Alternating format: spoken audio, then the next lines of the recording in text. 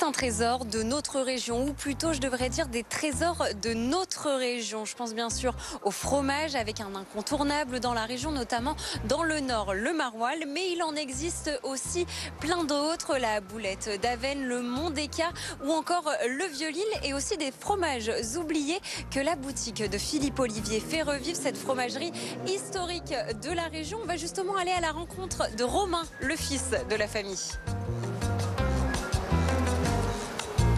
Bonjour Romain. Bonjour, bienvenue. Bon, c'est ici que tout se passe. C'est ici que l'histoire a commencé finalement, enfin un tout petit peu plus loin, au 43 de la rue, 43 rue Thiers, et maintenant ici au 12 rue Thiers depuis 2019. L'histoire a commencé ici, mais pas tout à fait, plutôt en Normandie. À la base, c'est en 1970, dans les années 70, que vous êtes arrivé ici. Pourquoi votre famille a décidé de venir ici dans les Hauts-de-France, et plus particulièrement à Boulogne-sur-Mer? Tout simplement parce que l'histoire démarre en Normandie. Mon arrière-grand-père démarre dans l'affinage de fromage dès 1907. On est à Rouen. Mon grand-père, par le droit d'aînesse, n'a pas le droit de rester, donc poursuit jusque Dieppe. Et papa subit un peu le même sort. Et donc à l'âge de 17 ans, on lui fait comprendre que l'aventure ne peut pas rester sur les terres normandes. Il fait donc 7 ans de compagnonnage et il vient s'installer vendredi 13 décembre 1974 à Boulogne-sur-Mer, parce que quand on a habité au bord de la mer, c'est dur de la quitter quand même. C'était ça qu'il fallait garder. C'était pas tant la Exactement. région, c'était la mer. Votre spécificité ici, c'est que vous êtes maître raffineur. Qu'est-ce que ça veut dire? L'affinage du fromage, c'est s'occuper de ces fromages qui existent déjà, qui sont issus des producteurs. On part d'une matière qui est vivante, qui existe déjà, et on va, par des soins, développer les goûts, les arômes, la texture, et apporter finalement une certaine signature aromatique à proposer à nos clients. On a des incontournables, on a le maroilles, on a des incontournables, mais aussi des nouveaux fromages, des anciens fromages. Je pense au Vieux Boulogne que vous avez voulu créer. Vieux Boulogne, effectivement, c'est 1991-92. C'est un travail de plusieurs années. Sur la base des écrits de début du 19e, eh bien, on s'aperçoit que le préfet d'Arras, le préfet du Pas-de-Calais, apprécie beaucoup ces fromages d'environ 1 livre, affinés à la bière, issus des herbages du Boulonnais, quand il venait en visite sur le territoire. Et bien, à partir de ces écrits, en accord avec un producteur, eh bien, on a réussi à recréer au plus près de ce que ces textes nous donnaient ce fromage qui a une particularité, c'est qu'il a été reconnu comme étant le plus odoriférant, celui dont le spectre d'odeur est le plus large. Pas le plus intense, parce que ça, on a d'autres armes dans la région, mais en tout cas celui où la diversité est la plus importante. C'est un joli mot pour dire qu'il sent un petit peu mauvais, un petit peu fort finalement. Oui, mais surtout, mais c'est plus joli comme vous l'avez dit. Exactement, qui est intense. On se trouve ici quasiment, on va dire, dans la boutique historique, puisque la boutique historique était à quelques pas d'ici. Combien de boutiques dans la région aujourd'hui? Vous vous êtes beaucoup développé ces dernières années. Alors, 6 boutiques vraiment dédiées au fromage, Boulogne-sur-Mer, Calais, Lens, et 3 boutiques sur l'île, et puis 6 partenaires dans la région Hauts-de-France qui vont avoir un rayon, un corner Philippe Olivier dans leur commerce. C'est devenu essentiel dans nos métiers pour que l'approvisionnement soit acceptable, le coût de la logistique et le lien qu'on a avec les producteurs pour les faire venir ces pépites parfois d'un peu loin, eh bien il fallait grandir. La logistique, parlons-en justement, puisque aujourd'hui vous exportez vos fromages au-delà de nos frontières. Comment ça se passe? Racontez-nous un petit peu. Oh, c'est déjà dans l'ADN. Depuis 1976... il y avait cette volonté? Il y avait cette volonté, il y a toujours eu cette volonté, ce leitmotiv de partager la culture fromagère, qu'on puisse expliquer finalement ce qu'il y a derrière ces petites productions, ces petites fabrications, l'importance du lait cru, l'importance des soins, de la diversité qu'on peut avoir, être l'ambassadeur dans nos régions, en dehors de notre région, mais aussi à l'international, de cette spécificité française, mais surtout des Hauts-de-France. Ouais, il faut le dire, et vous avez raison de le rappeler. Alors l'exporter c'est bien, mais venir en boutique c'est mieux. Qu'est-ce que vous apportez ici? C'est quoi la subtilité de la fromagerie? C'est les conseils et tout ce qui va autour? Avant tout, c'est une gamme qui est finalement exclusive, parce qu'elle est signée. Un même producteur va pouvoir vous proposer son fromage, certes, mais avec son affinage. Chaque fromage est différent. Chaque fromage est différent, et chaque style, chaque tour de main, ce qu'on ira visiter tout à l'heure dans les caves, montre bien qu'on amène une signature particulière. Et puis derrière, c'est de faire se rapprocher finalement ces fromages, ces goûts, ces affinages, et l'envie du moment de notre client quand il est avec nous. Plus il nous partage d'informations, plus on va avoir plaisir à le guider dans un accord avec une boisson, dans le moment dans lequel il va déguster ce fromage. Est-ce que c'est à l'apéritif? Est-ce que c'est à la fin du repas? Est-ce que c'est un repas tout fromage? Évidemment, on aura des progressions et des choix qui ne seront pas les mêmes. Il y a beaucoup de travail derrière tout ça parce que là, on les voit emballés, tout est joli. Mais derrière ça, comment ça se passe? Il y a une équipe, déjà, au-delà des boutiques, il y a une équipe de 15 personnes au niveau des caves qui va finalement choisir, chouchouter, collecter ces différents fromages. Et puis sur ces caves d'affinage, on a reconstruit il y a maintenant un peu plus de 10 ans, 700 mètres carrés avec 5 caves, 5 ambiances. C'est presque 5 salles comme quand on avait des grandes discothèques. Eh bien, on va mettre les fromages dans les bonnes conditions pour développer des goûts, des saveurs, des arômes, des textures et vivre une expérience signée Philippe Olivier. Elles sont où les caves? Elles sont en dessous de la boutique ou un peu plus loin? Je vous emmène et on va aller voir l'envers du décor. Bon c'est parti, découverte dans les caves, on y va tout de suite. On y va tout de suite. C'est parti.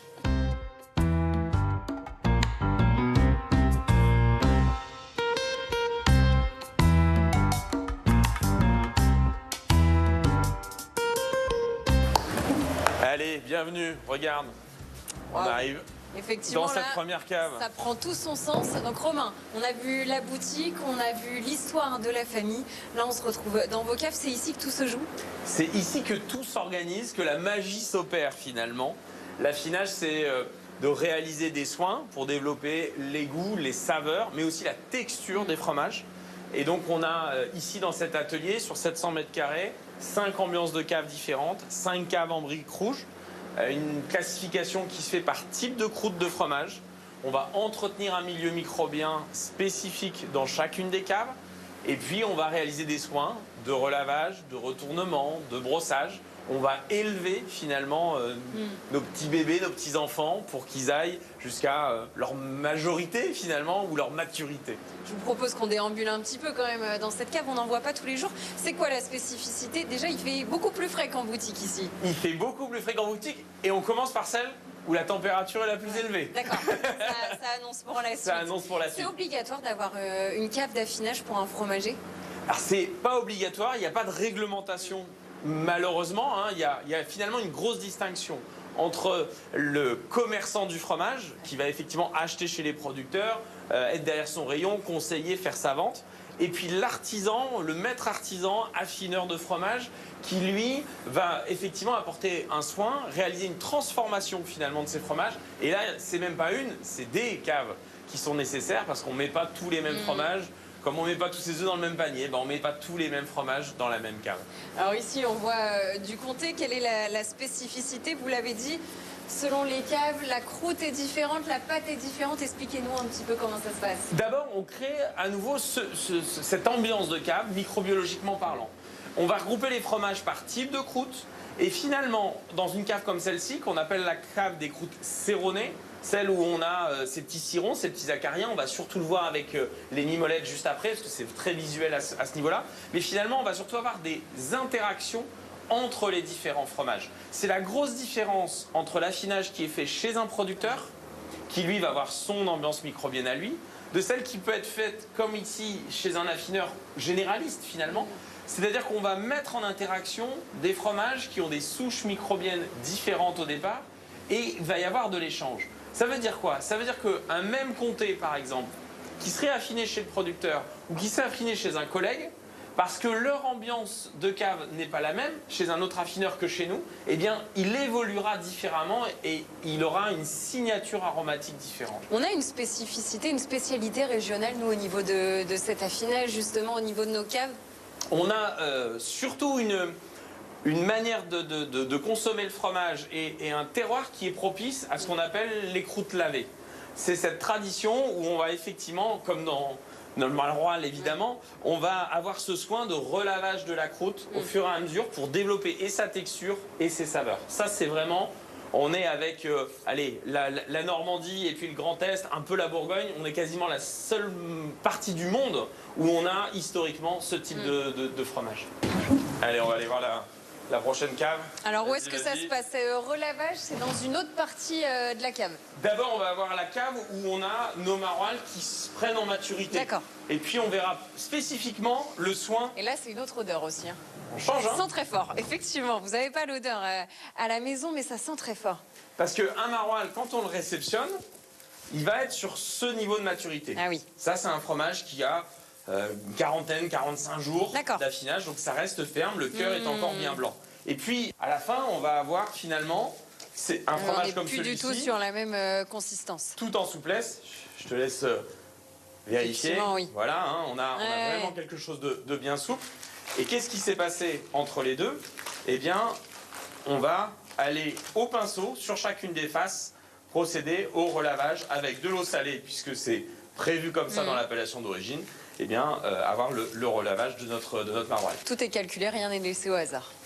Tout est calculé et tout est aussi que spontanéité. Parce que Dame Nature... Il faut avoir quelques connaissances quand même. Exactement. Il faut un bon outil aussi, parce que sans vrai cave d'affinage, on ne fait pas grand-chose. Mais il faut surtout... j'ai toujours... Il n'y a pas d'apprentissage dans les livres. Enfin, il y en a très peu. Nous, ici, en sélection des fromages, à partir des caves, ce sont des membres de l'équipe qui ont au moins une dizaine d'années et plus généralement 17-18 ans de maison pour ce travail de sélection, parce que j'avais un grand-père qui disait que c'est quand on a réussi à choisir un bon millier de maroilles qu'on commence à être bon. Bon, bah c'est à peu près ça. Il faut de l'expérience pour réussir à avancer. Et ben maintenant, on va aller voir le relavage. Et ben c'est parti. Allez, c'est parti, à tout de suite. Et on va commencer évidemment par récupérer nos premiers maroilles. Et on voit qu'ici, bon, on a déjà eu un voire plusieurs relavages, mais on a un début de fleur blanche qui redémarre. On voit apparaître des petits points blancs, juste là. On a un démarrage. Ici, on a à nouveau une flore. Des petites arêtes qui vont démarrer. Combien de fois il va être relavé ce fromage? Tous les 10-12 jours généralement. Donc comme on les a une quarantaine, on va les manipuler 3 fois, 4 fois pour avoir à terme. Donc comment on procède maintenant, Romain? Eh bien maintenant, on va se servir de la pince et du pinceau. On va venir récupérer notre maroilles. Voilà, évidemment, on va venir le positionner. Et puis avec une eau salée, et bien sur chacune des faces, on va bien aller au fond des différentes cavités pour réussir à nouveau à éliminer finalement cette fleur blanche qui est en train de se reconstituer.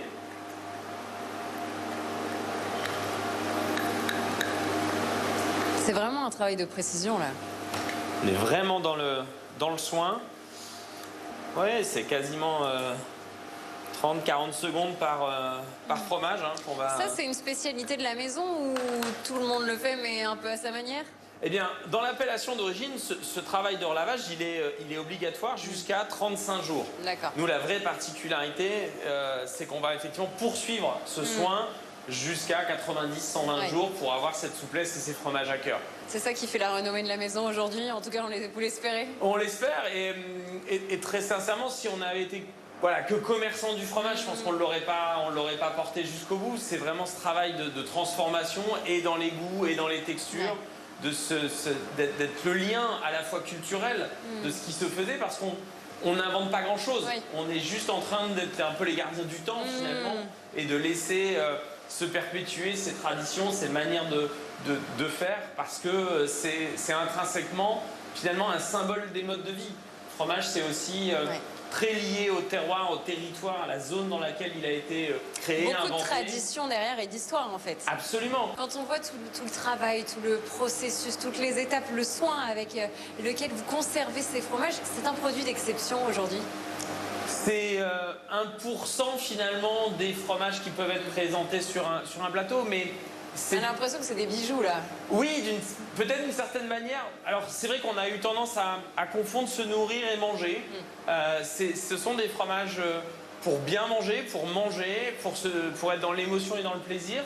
Pour certains, ça va être une émotion et un plaisir quotidien, parce que c'est dans leurs valeurs et dans leur choix de vie. Pour d'autres, ça sera un moment de découverte, d'exception. En tout cas, nous, on veut surtout que cette tradition, elle reste, que ces usages restent, qu'ils ne disparaissent pas, qu'on ne perde pas ce bout de patrimoine qui est une telle richesse et une telle diversité. Merci beaucoup Romain pour cette belle découverte. On a découvert plein de choses aujourd'hui, beaucoup de saveurs, beaucoup d'odeurs et pas mal de petites anecdotes. Merci beaucoup. Et vous le savez, dans la région, il y a plein d'autres lieux qui sont dédiés au fromage. C'est notamment le cas à Maroilles, où on a un très beau musée qui est dédié à tout ce savoir-faire. On retrouve sur place Emmanuel.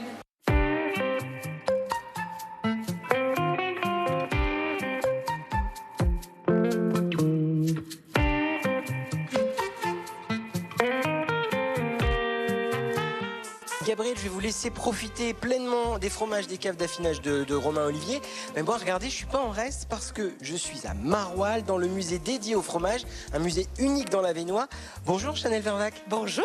Merci de nous accueillir ici dans le musée. Vous êtes la responsable marketing et communication du groupe César Losfeld et vous allez être un peu notre guide dans ce musée. Alors pourquoi est-ce qu'il y a eu l'envie de création de ce musée? C'est peut-être pas une création en plus, je dis peut-être une bêtise. C'est pas tout à fait une création. En fait, on a repris ce musée interactif il y a 5-6 ans maintenant. On a d'abord implanté notre fromagerie. C'était un bâtiment qui était exploité par la Comcom et donc exploité par l'Office du tourisme de Maroilles. Et donc nous, on a repris ce bâtiment pour ensuite redonner vie au musée interactif et donc à la fromagerie. Ce musée, ça veut dire que notre région, elle a eu une histoire particulière avec le fromage. Il y a une place à part? Tout à fait. Alors pour moi, Maroilles, on veut redonner ses lettres de noblesse à Maroilles. C'est un peu la capitale du fromage. Bien évidemment le Maroilles, mais il y a plein de fromages locaux également qui sont nés ici à Maroilles. Et donc pour nous, c'était évident qu'on exploite ici le terroir local. Ça veut dire que là dans le musée, quand on va y entrer, on va découvrir l'histoire de la ville, l'histoire de la création du Maroilles, ou il y aura aussi d'autres fromages qui vont être expliquer, raconter, c'est plus joli. Il y aura d'autres. En fait, on va faire un petit peu d'histoire, bien évidemment, de l'histoire locale, mais également l'histoire sur les fromages. Donc, le moine Marolo vous accompagne durant toute votre visite. On va solliciter vos 5 sens. On s'appelle le parcours des sens. Donc, vos 5 sens vont être sollicités le toucher, la vue, l'odorat, etc. Et on a également une histoire qui est très sur le territoire en fait. Le fromage, il est né ici parce qu'il y avait du bon lait. C'est le lait du parc national de l'Avesnois qui est quand même reconnu. Donc on a des bocages, on a tout un environnement qui contribue à la bonne saveur du fromage d'ici. Eh bien, vous m'avez mis l'eau à la bouche. Alors on va découvrir ce musée. Suivez-nous, on va rentrer. On y va.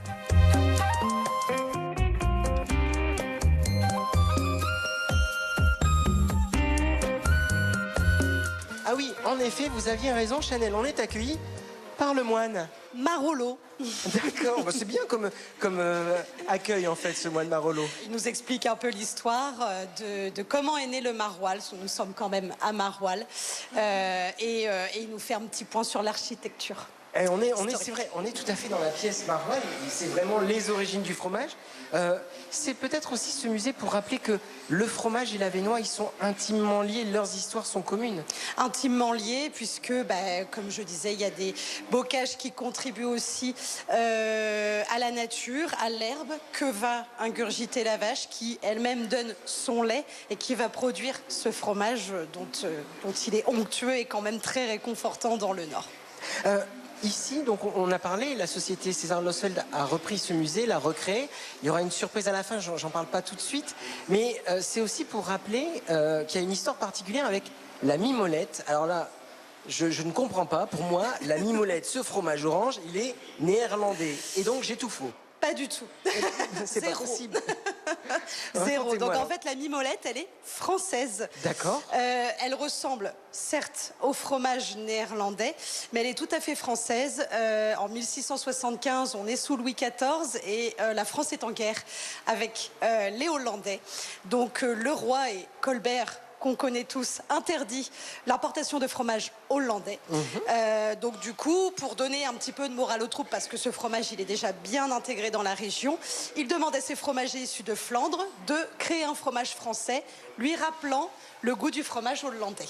Donc du coup, les fromagers ont créé la mimolette, qui est donc différente, puisque ce n'est pas une pâte pas raffinée, c'est une pâte cironnée, on appelle ça les cirons, c'est des petites bêtes, des petits acariens microscopiques qui vont manger la croûte naturelle de la mimolette et ce qui lui donne, selon le temps d'affinage, son goût plus ou moins onctueux ou plus ou moins fait.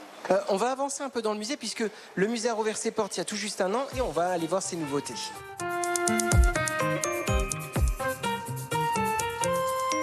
ici, on est dans une pièce bleue, c'est le laboratoire, c'est une des nouveautés, en fait, recréer l'espace pour bien comprendre comment se crée le fromage. On l'a repensé en effet, donc le labo existait de base, mais on l'a redynamisé avec une offre pédagogique plus axée sur l'enfant et la petite section de maternelle et la plus grande section, où voilà, on va être plus sur le toucher, la vue. Donc là, par exemple, on peut s'amuser, on peut toucher... On ne sait pas ce qu'on touche. C'est très étrange, une petite caisse en bois, ou non, un tour de bois. Bien vu. Ah, et donc ça apparaît en fait. La réponse vous est révélée juste après. Ça, donc, ça a été fait également. Il y a aussi des QR codes qui ont été prévus. Et alors, ces QR codes, ils ont une particularité puisqu'on scanne avec notre téléphone. On a un texte qui nous est dit. Et là, la particularité, la surprise. C'est ça, tout est traduit en ch'ti. En génial. ch'timi. Ça a été voulu dès le début. Oui, ça a été voulu. Et puis, c'est quelque chose aussi qui fait partie du patrimoine local. Donc, ce qu'on voulait sauvegarder absolument. Avant, on avait nos audio-guides avec nos casques, etc. Maintenant, on peut se permettre de faire plein de choses plus diverses et variées. Donc, non seulement il y a plusieurs langues, mais également le ch'timi qui est d'ores et déjà présent. Et on développera les autres langues un peu plus tard. On parle vraiment d'un musée pédagogique pour les enfants. Vous m'avez proposé, là, voilà, les 2 livrets pédagogiques, 3-5 ans, 6-11 ans. Également le maniement du microscope pour aussi découvrir les fameuses bactéries, les bonnes et les mauvaises bactéries pour le fromage. C'est assez incroyable. Ça veut dire que ce musée qui est familial, les visiteurs, c'est principalement les familles du coin, ou alors il y a beaucoup de scolaires, il y a aussi des étrangers peut-être? Les familles, les associations également qui sont en recherche de ça. On a un public scolaire. La semaine du goût s'y prête parfaitement puisqu'on sollicitait 5 sens. Donc en fait, ça fait partie du programme scolaire où les enfants sont ravis. Les centres aérés également sont très demandeurs. C'est vraiment une visite qui convient à tous. Donc les scolaires, les familles, les étrangers, donc les Belges, les Néerlandais, qui veulent peut-être nous voler la recette de la mimolette. En tout cas, ils en sont friands. C'est très clair. Alors, puisqu'ils sont friands de mimolette, il y a une dernière surprise dans ce musée. On va aller voir. On vous montre une partie et après, on va se projeter dans un endroit particulier où on va finaliser cette découverte de la mimolette.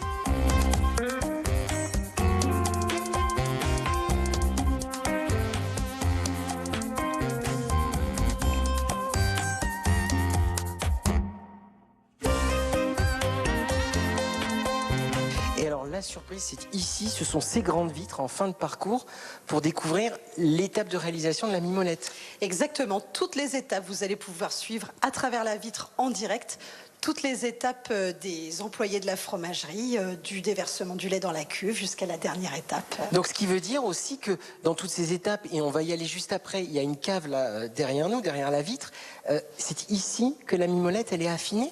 Alors, pas tout à fait. Donc toutes nos spécialités locales et certaines de nos mimolettes sont affinées ici, mais le plus gros du stock de mimolettes est affiné à Roubaix, figurez-vous, dans une ancienne usine textile, donc en plein cœur de la métropole lilloise.